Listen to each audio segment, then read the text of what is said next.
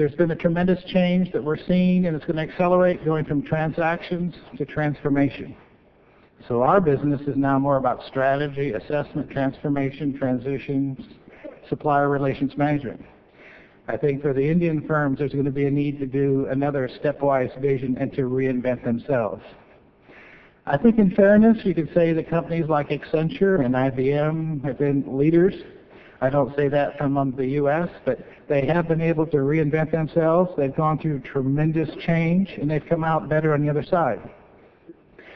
So one thing I would suggest would be the ability to not only survive, but go through hard times, reinvent yourself, and come out better.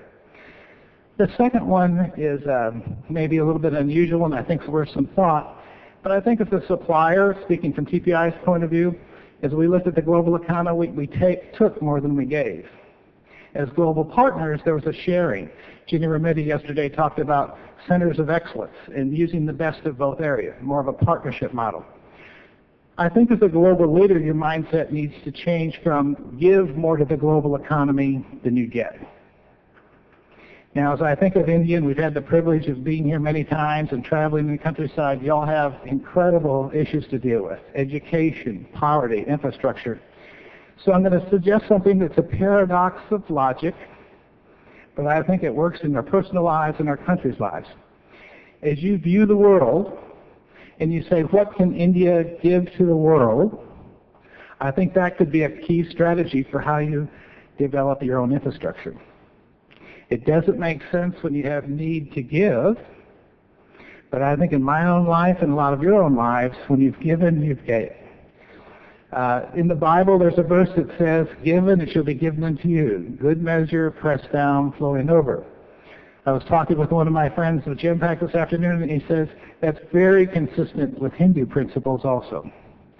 So what does this mean on a practical basis? How could a nation that needs so much be effective in really giving to others?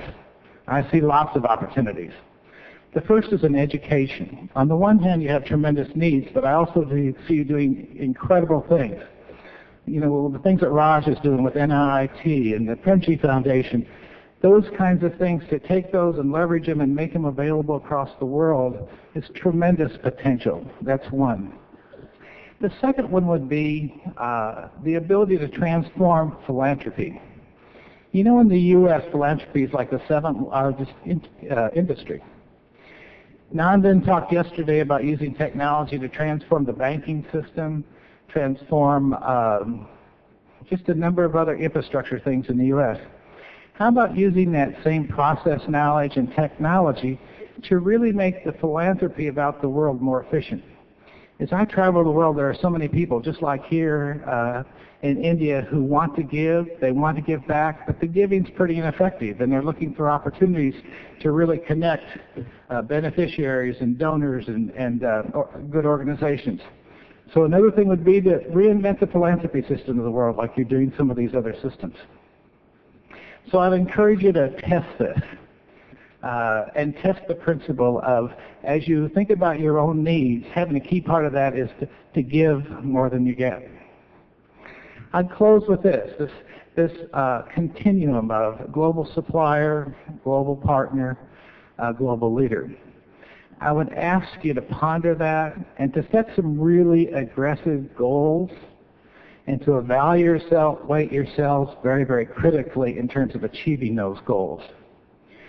Today, our world needs great leaders. In the next few years, our world will be desperate for great leaders.